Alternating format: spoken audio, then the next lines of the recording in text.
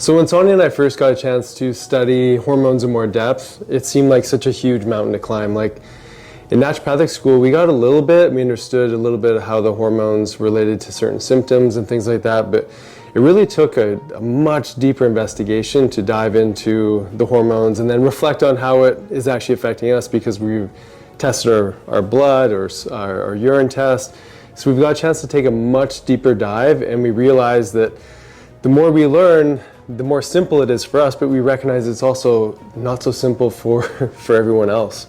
Yeah, I remember when we first started deeply studying it, it was after our oldest turned 1, because that's when we got connected to Dr. Brown. Yeah. And we're studying under him, and I started to then put the pieces together of this puzzle of hormones for women's health specifically, and that's really when I started focusing on women's health, because I started to realize how important these hormones are in everything that we do. Yeah, and then, digging deeper, actually took a patient to say, like, why are you just giving me hormones? Like, aren't you a naturopathic doctor? Shouldn't you be looking at the whole picture and seeing how all these things come together? So as you focus in on a very particular area, it's really easy to see how you get so pigeonholed. Mm-hmm. And then you need to relearn how all these things interact with one another. And this is why Sonya and I have really dove into the relationship side of things and detoxification and cellular healing to understand that there's so many different inputs that require attention. And so as we work on this podcast together to unpack the story of your hormones and the story of relationships and the story of cellular healing, hopefully we can help you and bring you inside of our home and in our thought process and how we put this together for a plan for a patient. Yeah, and if you can learn one thing out of all that we are teaching, is that hormones are not a cause, but they're an effect. And that took us time, I think, to really understand and how the nuance of that really works. So if that's the one thing that you realize from this conversation, you're already ahead of the game. So I can't help but reflect on a memory I had with a patient that came in, and we were so focused on BHRT, bioidentical hormone replacement therapy, really just wanting people to feel better and listen, I've got the solution for you. Every problem that would come in, it was like, I know that your hormones are messed up. Let's put you on a hormone program and we'll get you feeling better real fast. And I mean, it worked really, really well, right? Mm-hmm. I mean, there's no doubt about that. And it took this patient to say, aren't you a naturopathic doctor? Don't you guys look at things holistically? And I felt so bad that I let this patient down, that I didn't show up with my entire tool belt.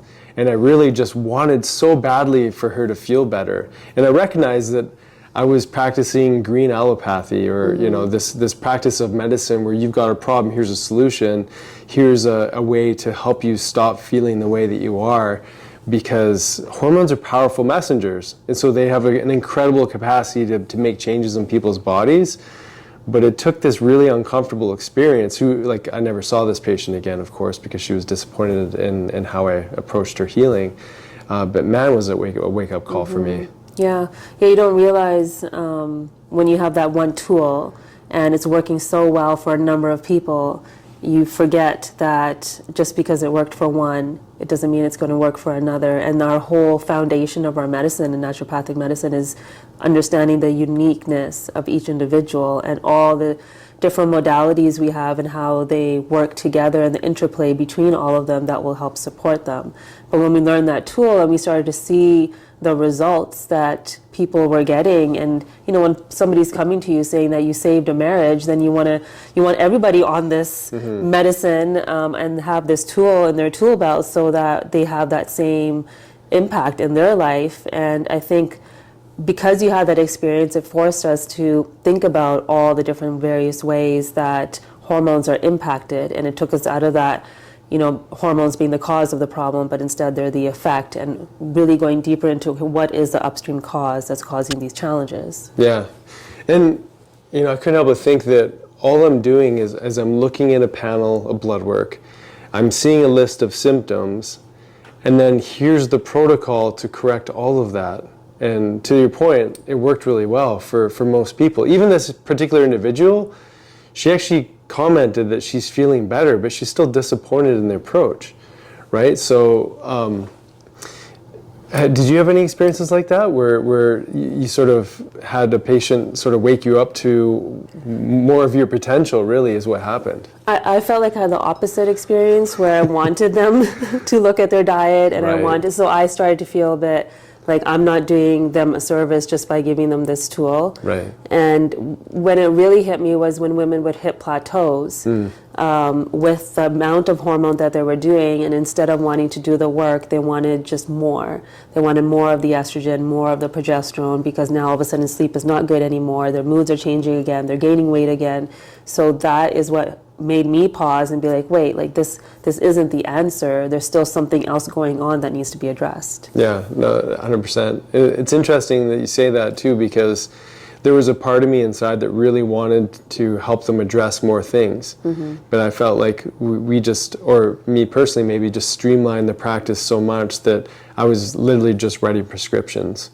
And I had to ask myself, like, what are you doing any different? Other than your knowledge on hormones as far exceeds that of what you would see at a GP, because again, they're general practitioners, they're not endocrinologists, they're not focused on a particular area. But I realized that there's so much more that I want for people, but I was just meeting them where they were to help them feel better. And there's this desire, I think, as physicians to really just want the best for your patients. You just want them to feel better, really. But and this has been a huge inspiration from you to me too, is just you're so good at helping people recognize that there's work to be done, and there's going to be difficult time ahead, rough, when it comes to making changes in your health. And at the end of the day, you have to do the work, because there's even with hormones, we are somewhat band-aiding an experience without actually asking enough questions of why. Yeah, it's challenging because we see the pain and suffering that people are experiencing in that moment, and if we can take that away just for a little bit, and sometimes what can happen is we can bring in that tool and they feel better, now they're ready to do the work. Now they're ready to look at the emotional things, they're ready to look at what they're eating, they have the energy to actually do that. So if you start diving into like the bigger why right away, that isn't really conducive to our lifestyle, the busyness of our lives, and like what they can actually put into their healing. So I think that also can scare somebody away. So I think there's like a fine balance between all of it, knowing the person sitting in front of you, for one, because some people are there to do the work now, and then some are there just to feel a little bit better, to get through that week, that month, that year. And then once if you keep planting the seeds, they start to understand that, okay, I can't just take these hormones, I need to do something else too. Yeah, absolutely. And I think a part of that awareness, I think, did come from me eventually, when I recognized that, just that when you do put people on hormones and they start feeling better, they often do start making better decisions, or at least they're open to it, because now they've got more energy and faculty to take action in their lives.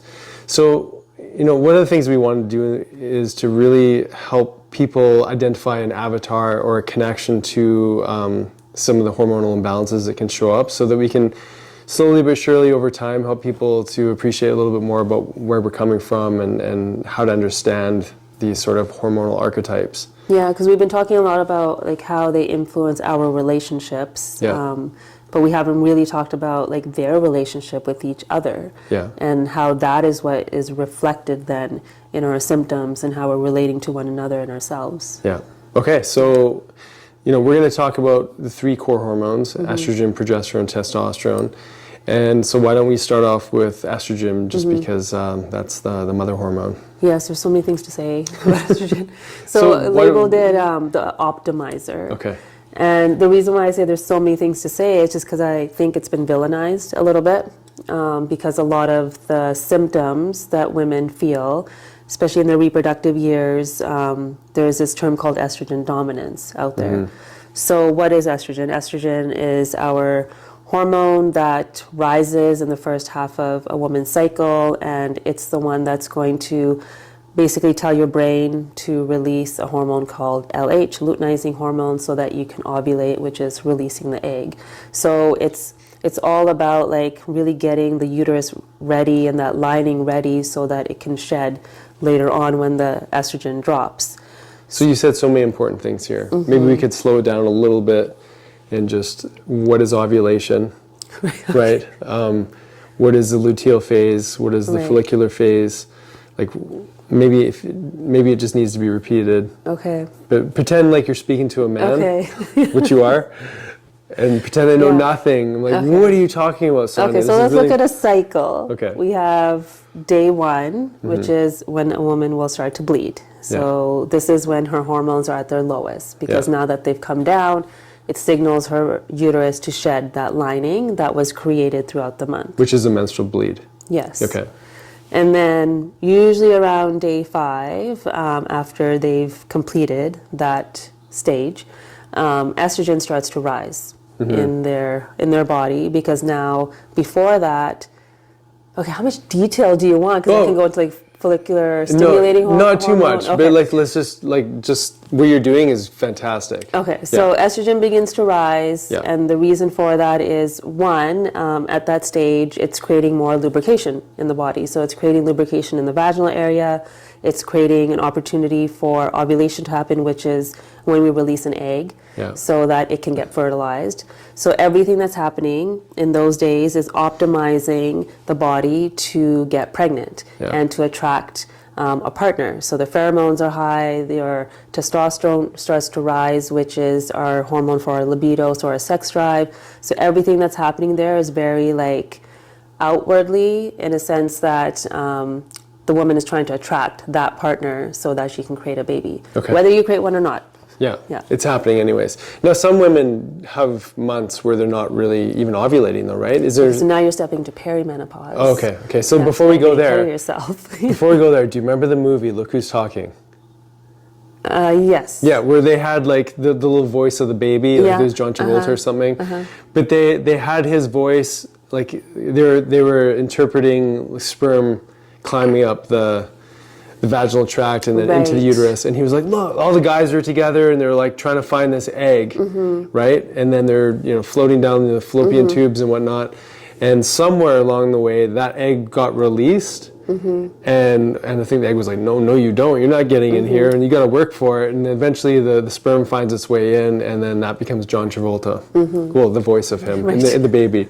But that's what's happening, because otherwise, if that follicle didn't develop properly, it wouldn't have been released from the ovary. Into the tube, and it sits in the tube. That's where it waits. Right. So the sperm has to come in, go through the uterus. There's a bunch of different, it's basically like an obstacle course that it has to go through to finally push-ups. And there's like billions that come in, but only a few thousand make it into the tube, and then hundreds, and then you have just a few. And then the egg will release chemicals to attract the one that it wants, basically give it permission. That's fascinating, right? And I love how you said like the female egg steadily sits there waiting as the sperm fight amongst one another and race their way in. Isn't it amazing, like that genetic information from that one sperm, which was unique to all the other ones that are there, somehow find this electrical chemical match with the egg, and magic happens. So that's ovulation. That's ovulation, yeah. And like, what is a woman feeling in ovulation? Because most women, and maybe their partners, know what a woman sort of feels like. I'm not going to say that partners know what women feel like during menstruation, but we've all had an experience interpreting it from either side. But there's menstruation, and it's pretty obvious, and stay away, that kind of thing. But what's the general feeling in that menstruation period, and then what's the general feeling of the woman when they're in that ovulation? Yeah, so in menstruation, because everything is low, like hormones are low, so it's a time of detoxification. So it's a very internal time where a lot of women are more reflective and kind of detoxifying a lot of their emotions too. So it's so variable. Some women feel more energy during that time, and then some women just want to hide and just heal and shed and do what needs to be done. So every woman's experience is going to be different because their bleed will be different. And then come ovulation, it's the same thing. And then what's different about a woman's bleed? Like sometimes maybe there's clotting or there's other things going on. Yeah. Because these are the symptoms that people would know, right? So Yeah, so some women will have heavier bleeds, meaning, yes, they might have like clots in them. They might have a lot of cramping, some insomnia, whereas other women might be a little bit lighter. Some women will have cycles from 3 to 5 days, whereas other women might bleed for 7 to 10 days, really depending on, again, their hormone health and what's been feeding their hormones, like what information. Yeah, and so you brought up the word estrogen dominance before, right? And so what would estrogen dominance look like for in that first part of the cycle? So Like during the heavier- bleed, yeah, yes, yeah. it'll look heavier. That's usually where the clots are. There might be some breast tenderness kind of leading up to it. Might be pain too, right? Yeah, some pain as well. Yeah. Okay, cool. So that's that first part. Now, what's a general feeling, emotional state of a woman during ovulation?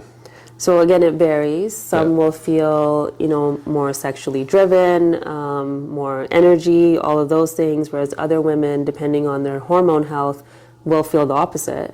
And all of a sudden there's like a switch that goes off and another one that turns on of like maybe more irritability, or there's mid-cycle pain, and really depending on the health of their hormones. Yeah, and the reason I wanted to really flesh this out is for partners to, when they're listening to, they're like, oh, there's a lot of stuff going on for women. Yeah, so it's not just Right? cookie cutter, like here's Yeah, a yeah. 28-day cycle. You're gonna supposed to feed this, behave this, like and this. Yeah, it's going to be so different because of those other triggers Yeah. outside of us. If we just looked at it from a textbook point of view, then it would be more predictable. There'd be Yeah. more certainty, but we can't because we all deal with stress differently. Our bodies are different, our diets are different, our environments are different, so our cycle will also respond to that. Okay, amazing. So we talked about ovulation. This is the magic time if there's intimacy and sperm and egg meet and unify and multiply and Right, all and that. another thing to understand, this is a woman that's not on birth control. Right. Oh, okay. Great. Do you want to talk about that now, or do you want to talk about the luteal phase and then come back to Yeah. that? Okay. So we're going to go into the luteal phase. It sounds like. Yeah, so if there was no fertilization and we're stepping into the luteal phase, this is where estrogen starts to go down and progesterone should be coming up. So progesterone is it's the nurturer, that's what we call it, because it actually wants your body to nurture itself in a sense that it wants you to slow down, it wants you to choose foods that will help support the growth of progesterone in the body, so like higher carbs, Higher protein too, maybe? higher protein, exactly. And so it'll change the way you want to move and eat and all the various things that we do daily. So when progesterone is high, because it's the nurturer, it's actually also coined as like our anti-anxiety hormone. So it helps us feel calm and steady in the brain. It's anti-inflammatory. And everything that's happening in that luteal phase, the body doesn't yet know that it's not pregnant. But as soon as it does, that's when the progesterone and the estrogen drop and the lining starts to shed, and all of a sudden we're back in like day one and we're bleeding. But if leading up to that, if we're in that estrogen dominant state, that progesterone isn't going to get an opportunity to rise. So this is where women will feel maybe more anxious, cry on a drop of a dime. They will feel maybe more irritable, bloated. Yeah, as I say, like constipation is common with low progesterone, right? Like sluggish digestion. It's very sluggish. So the bloating, water retention. Skin. They might break out right before, migraines right before their period. So there's all this stuff is happening because of that imbalance between the estrogen and the progesterone. So their relationship is being tampered with when our triggers are like influencing how they're basically operating with each other. Yeah. And then these are where the symptoms come from. So let's talk about some of those triggers. Like, because would you say that the luteal phase is possibly the most important one to really make sure that you pay attention to? Like, say a woman is just really disconnected to her cycle, and I know we will talk about birth control pill, but like, is that the time where you really want to like dig in and really support yourself a little bit more? Or, I mean... Well, it's like, when we talk about sleep, what we start doing first thing in the morning will influence your sleep Right. that night. What you start doing in the beginning of the month will influence that phase. Right. So the luteal phase is basically our information. It's telling us the health of our hormones throughout the entire month. So that follicular phase, that beginning from day one to ovulation, that's very changeable. So if you're traveling, if your diet changes, if there's different stressors and triggers, that can either lengthen or shorten. Whereas the luteal phase will always stay those 2 weeks. So whatever's influencing us in those first 2 weeks will then impact just the health of our last 2 weeks. Yeah. So I see this a lot with some of our people is they'll be eating a bunch of dairy, like maybe just a little cheese, and they've cut it down, but that definitely massively flares up their skin and symptoms around that perimenopausal time. So, or no, sorry, so your premenstrual time in that luteal phase. So, like, what are some, you mentioned triggers, like what are some other things that can be really disruptive for, and you mentioned some of the symptoms, so what are some of the things that are triggering a lot more experience of those symptoms in that phase? Yeah, so emotional stress, right? Just living in that rushing woman syndrome, just rushing from one thing to... Break it down. I What's the rushing woman syndrome? It's when you're rushing from one thing to the next and you're constantly running on this like survival state and on low progesterone because it's getting converted into cortisol, which is your stress hormone. So if you're constantly there, when you turn up in your luteal phase, you don't have enough of that progesterone now to thrive in that phase because you've used it all up, just through the rushing of life. And so stress is probably the number one thing that will influence it. Our diet, like you said, if we're eating things that we're sensitive to, specifically dairy, will dairy influence... also has a ton of like hormonal inputs too, right? Yeah, like so if we're not eating organic, grass-fed, all the things, A2, these things will influence the hormone story in our body. If we're eating meats that are also injected with hormones, if we're eating a lot of soy products, also especially GMO. Like GMO, that will also influence just the level of estrogen in our body. And then if you really want to go into detail, like how our digestive system is working, that will influence if that level of estrogen that's coming from all of those influencers, like even pesticides look like estrogen. If our body's not able to detox those out, that estrogen is constantly getting recirculated. And when it's getting recirculated into the system, again, that last half of our cycle is going to be more challenging because we're in this state of like stuckness. Yeah. And then we're going to have those symptoms like the breast tenderness, like the clotting and all of that. Yeah, and then there's some extreme examples of estrogen dominance too, right? So there's fibroids, endometriosis. Do you want to explain what those are? And I didn't know we were going to do all. I feel like we're complicating things for everyone. Just because those are okay. Maybe just name them. Let's not get into it. We can save that for another podcast. Yeah. But just these are more extreme examples of things being messed up, maybe for quite a longer period of time. Yeah, if we're stuck in that cycle. Right. Yeah, for a longer period of time. Okay, so moving on, you brought up birth control pill. Is there anything you want to say about that in relation to this cycle? Right, so depending on the type of birth control you're on, whether it's an IUD or if you're taking a pill or if you're doing the shot, each of them will have a different impact. But the main thing it's doing is stopping ovulation, especially with the pills that we're taking. So when you stop ovulation, you're actually not having a real bleed at the end of the month. It's more of like a letdown of this, like some lining that's showing up, and then all of a sudden there's no hormones, and you kind of have a little bit of a bleed at the end of the month. But you're not going through this cycle of like fluctuating hormones throughout the month. And again, depending on like what generation of birth control you have, it will impact your brain in different ways. It'll impact your body in different ways. Some women tend to gain weight when they're on it. Some women, their libido will go down because the hormone is made from testosterone. Some women will have mood changes up and down. So with birth control, when a woman comes to me asking like what's the best option for her, it's going to look different for each woman, and like looking at the reason for the birth control. Are you using it to mask a symptom that's telling us some level of your hormone health, or are you actually using it for birth control? So those are things to consider.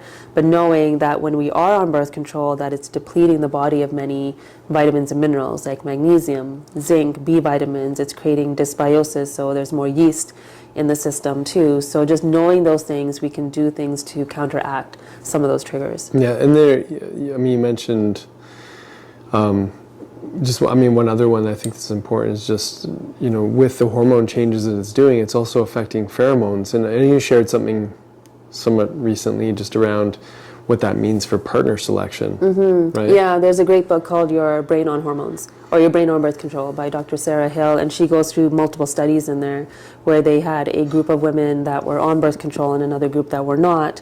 And when you see a picture of your partner, so this was one study, when you see a picture of your partner, there's parts of your brain that will get activated, but they saw across the board women on the birth control, that part of the brain didn't get activated. They also saw that women on birth control will look for men that have more yin quality to them, more female quality to them, more softness, whereas women off of the birth control will look for more of that yang, outwardly more masculine qualities. That more like quote unquote alpha male. Yeah. So because you're not on birth control pill, I guess that really Yes, you must be that alpha. I must be very alpha Right. for you to have attracted me into your life, or vice versa. Okay. Anything else that you think is really important around the estrogen progesterone? Well, I think, relationship? there's so much that we can talk about, but just knowing that, estrogen is the optimizer, so it's the one that, it's the lubricator, it's like the juice of the body, it helps your skin, it helps your hair. Libido, right? Yeah, it also supports More the fantasy libido. side of things, right? This is what I understand. Okay. The testosterone is more like the action and creating more of that stimulus for like, again, obviously men it would be erections, but women, the clitoral muscle also contracts, right? There's more of an action oriented to it. But what I understand is that estrogen is more about staying in the fantasy and thinking about it and producing some of the sensory thoughts around intimacy. Okay, I didn't know that. Well, you're welcome. Okay, there we go. I'm not going to charge you for that. Okay.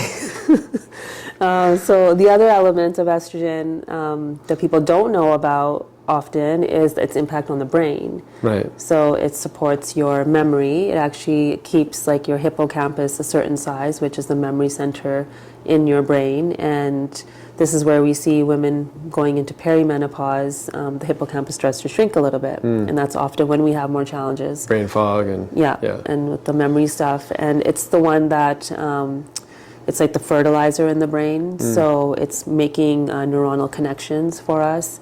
It creates more flexibility in our arteries. It helps with bone as well. So you'll notice that women, as they age, they'll have maybe osteopenia or osteoporosis where they're losing that bone density, and estrogen actually helps keep that bone density there. So yeah, again, it's an optimizer of all systems in your body, and progesterone is like purely there to nurture you and to help calm your nervous system, to help you sleep, to help you digest, to help you really stay in that parasympathetic state. Yeah. So you said the optimizer is estrogen. Yes. And then the progesterone is the nourisher? Or Nurturer. Nurturer. Yeah. Nurturer, okay. Yeah. But why don't you talk about it in relation to men now? Well, I was going to say, Men do have you want to estrogen complete it and with testosterone Oh, sure. for women? Okay. Do women have testosterone, Yes, Sonya? yes, we do. What? So we This is need crazy. testosterone for sex drive, libido, for motivation, just in our brain. It's the antidepressor. So when we don't have a lot of testosterone, you may wake up in the morning and feel just lack of motivation for life or that zest for life. The other thing it does, it allows us to have lean muscle mass. Yeah. So it's helping us work out and thrive in our physical state. And again, for brain, it's helping with memory, it's helping with all those connections as well. Yeah, bone, muscle, all that. And then an extreme state would be, say, a gymnast. Like, why did gymnasts lose their menstrual cycle? Or like people who are over-exercising.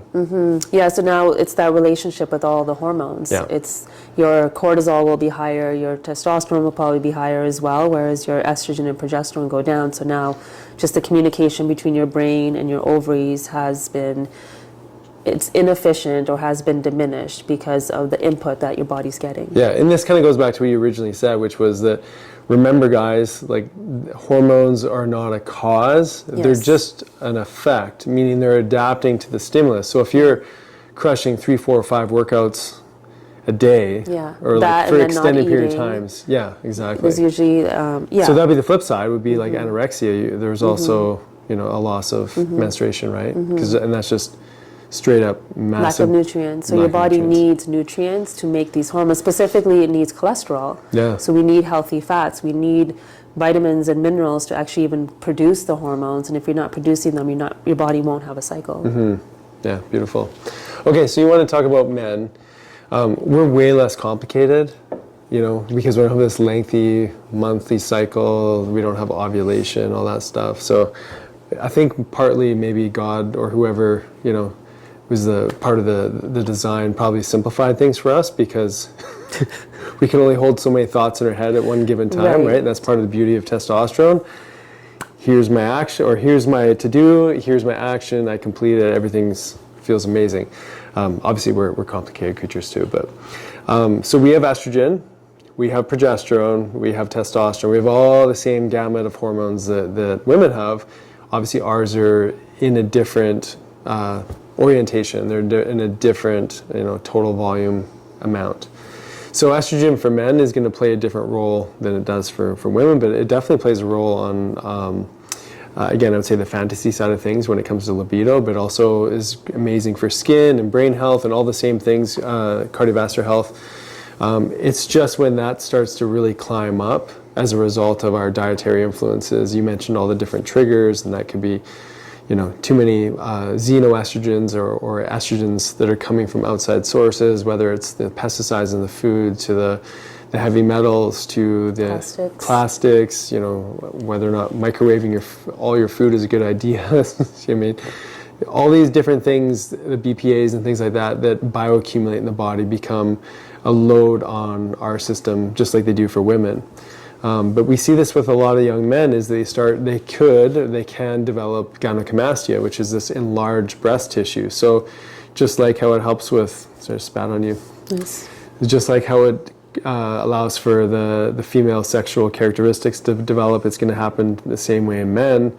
And obviously if you're, a young man, in already the really uncomfortable years of going through teenage years and beyond, you're going to feel very self-conscious about a body that is bioaccumulating estrogen. So that can be really counterproductive, obviously. But there's always a sweet spot. I know a lot of our male patients who go on, say, testosterone therapy, and they use an estrogen blocker. They get it too low, it has a huge effect on their performance. Even just, like, again, you mentioned the brain, its effect on thinking clearly, and recovery, and mood in general. And then if you swing too high, these men that are, again, often doing testosterone, they're not doing anything to not block estrogen, but just help to detoxify it out of their system. They get too high, they start getting really hot, and their joints get swollen and sore. And so if it swings the other way, it's almost like there's too much lubrication in the joints, there's an excess of it. And that's also like developing the tissues in a way that is, not productive. So we, as men, obviously we don't necessarily have this monthly cycle, but we will have a cycle that will show up more often in the day. And here's like sort of the archetype of a man who's really testosterone deficient, is that they're probably not moving their body a whole lot. They're definitely eating, way too often during the day. They're probably pretty sedentary. They're drinking alcohol.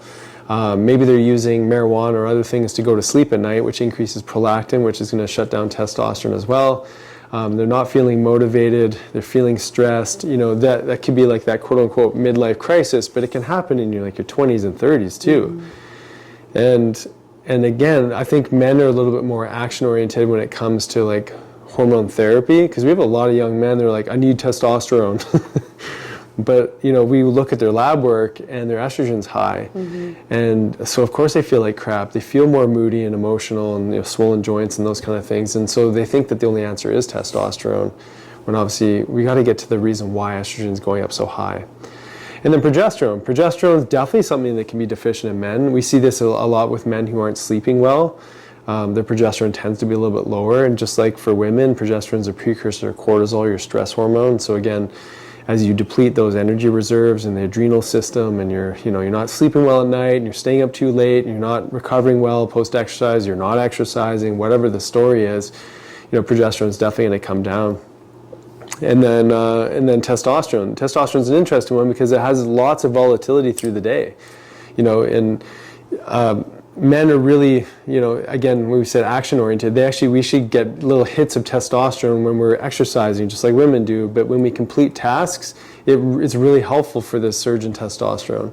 Unfortunately, it can also get pushed way too aggressively, and this is like pornography. I really feel like pornography is one of the worst things that men can ever expose themselves to, because it's this unnatural, well, it's natural, it's because it's happening, but it's an unrealistic high expression of dopamine and testosterone with a very quick crash. And, you know, often there's ejaculation involved with pornography and whatnot too. So it's like, it's kind of like this huge hit of sugar and then this massive crash. Whereas when we're exercising, when we're eating well, we're doing some fasting, we're getting the right fats in. The cold showers. Shown to increase dopamine for longer periods of time. Yeah, and so you're getting, it's kind of like just, you can think of like balance your blood sugar as much like, are you burning out your testosterone? Because if you can have a nice steady rise as a result of, you know, a great lifestyle, that has a profound effect on having this more sustainable level. So you're less likely to have these massive crashes. And I think this is where men can be, you know, the irritable male syndrome. If we're like constantly like in that start-stop experience with testosterone, or for someone who is, you know, viewing a ton of pornography, you're less of yourself like after every experience, because you're going below the floor. You're tunneling down way too far, which is a huge climb to come back up. And yeah, so you mentioned the cold showers and things like that. There's a lot of obviously really important nutrients that we want to make sure we raise, like vitamin D and the fats and, you know, healthy proteins and things like that can have a really powerful effect on testosterone. And so I'd say for men too, you know, having healthy, sustainable, slow and steady rises in testosterone through your day, so you're more likely to be able to show up for your partner, for yourself, for your family, because you're not just in this, you know, quick hit and crash experience.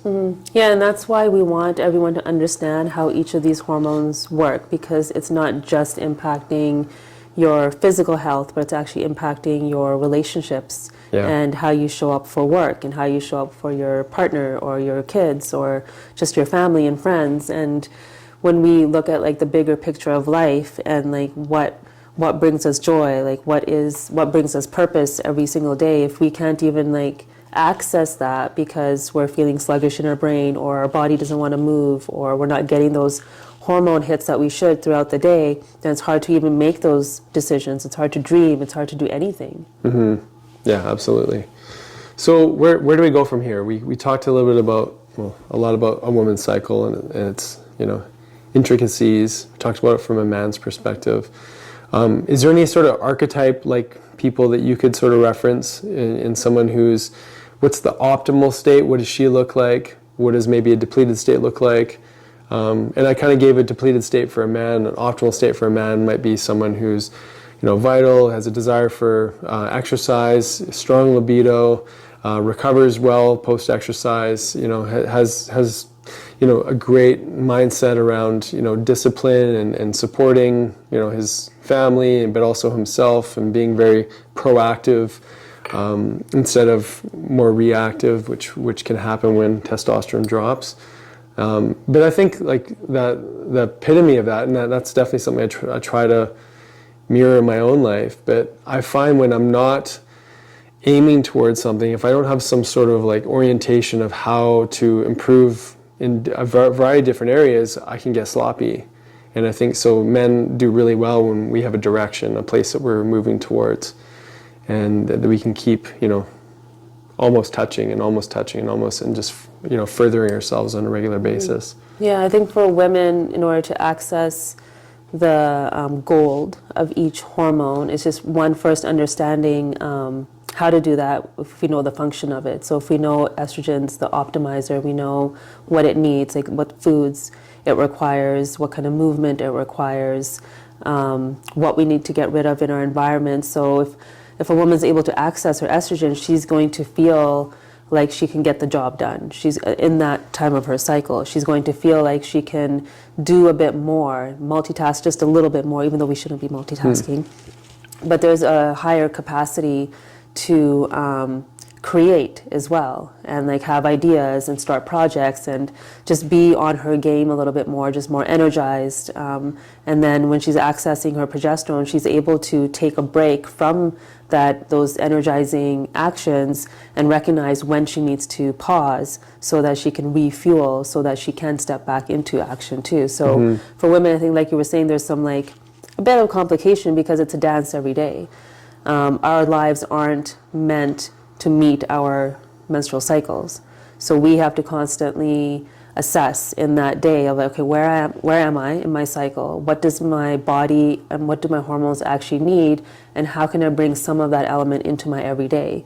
So if you're in your luteal phase when your hormones are asking you to slow down, and yet you have maybe an exam that you're studying for, maybe you have a project that's due that day, or you're dropping the kids off or taking them here and there, like there's so much going on. So it's learning how to access those moments of being still within that chaos so that you can feed that progesterone what it needs. So there's a bit of a dance that has to happen. So I can't say there's like one archetype that's just what's going to help support the hormones, but I think it's just being reflective of your own story, your own life, your own hormones, so that you can give them what they need. Well, yeah, what I hear you saying is like it's tuning in, like really listening, right? Yeah, just tuning in, reflecting, and knowing that every day might look a little bit different, and that's okay. Yeah, and I have to say, like, it's easy to get into that mindset for men too, like go, work hard, go jump higher, run faster, all that stuff too. But the same would have to be said for men too. We need to know what self-care looks like for us as well. We have to know, maybe today's not a hard gym day, maybe it is a yoga day, maybe it's a rest day, maybe it's a walk in the woods with your beautiful partner. Whatever it may be, it doesn't have to be like this really aggressive thing. But I also think that men do need an aggressive like outlet. Now, defining aggressive could be, a HIIT workout, a good run, something that allows you to feel like you overcame something that challenged you. And I think that's really, really important, because I find that too many people in general, but definitely men in this day and age, are not faced with the same level of adversity. There's a lot more of a mental, emotional game these days than there is a physical one, which is why I love, Spartan racing and all the other, fun physical things that men can do. But I also feel like this is where sports are really important. And I couldn't help but think about our boys and why, really, if I really think about it, it's an opportunity to move through adversity in a safe environment that encourages growth and, companionship, and in a really fun environment. Yeah, and I think that's why we're doing these podcasts. So the more everyone understands, okay, what's going to influence my hormones and how can I support them in that day? So like you were saying, I mean, if somebody is working in an office all day long, and with all like that mental burden and the emotional burden and all of that, like the solution to that maybe is going out for a run that evening for men. Right, that's going to really support them. And for women, just knowing, okay, if I'm feeling so disconnected from my body, what can I do to support myself to land back in? And the more we just check in with ourselves, the easier that becomes. And if you know the things that are triggering in your life, and know that, say, this trigger, okay, if I eat a lot of pesticides, if I'm not eating organic fruits and vegetables, then of course my libido is going to go down and we're going to have some challenges. The gynecomastia might be because of that. So then you start to understand the different things that you need to do and the nuances of your hormones. Yeah, definitely.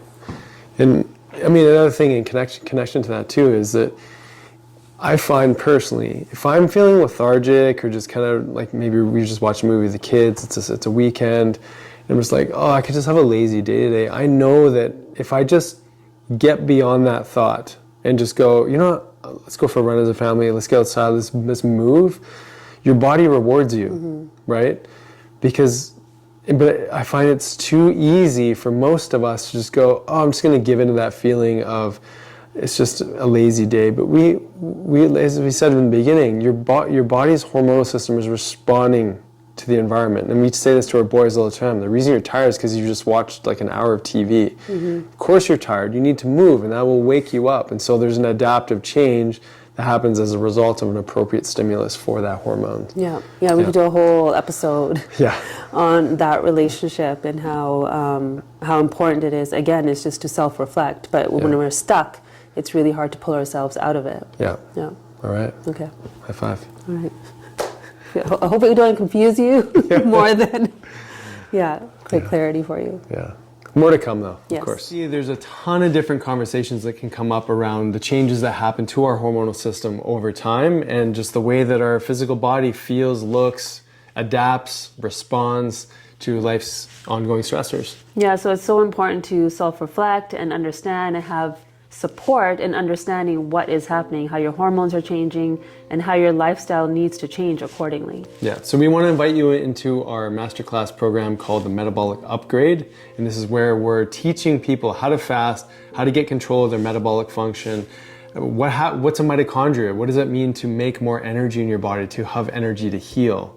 Right? And especially that insulin resistance piece that we spoke about, and we really want to tap into that and understand like what is happening with my blood sugar levels and that weight gain around the abdominal area and all those things that we feel like we can't control. Yeah, so weight loss resistance doesn't have to be your reality. It doesn't have to be anyone's reality. When we start to really understand our hormonal system, what our body needs to do in order to metabolically become more flexible, this is a huge part of this journey. Yeah, so join us.